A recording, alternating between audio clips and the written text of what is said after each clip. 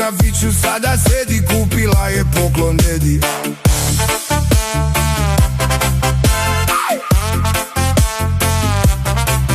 Kad je stigla kući baba kaže nisam išla džaba, poklon stiže iz daljine, tulipana domovine.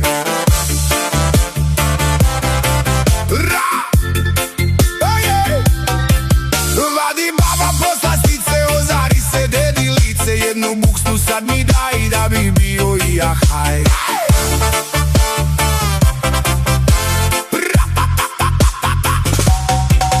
Ne zna deda dalje greška, gleda babu pa se smeška, i ja letim kaže on, naduvan je ko balon.